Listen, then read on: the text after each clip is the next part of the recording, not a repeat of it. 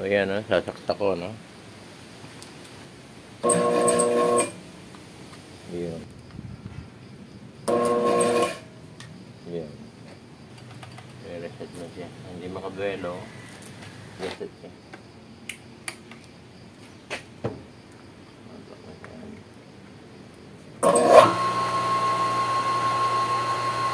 Nakakabuelo siya.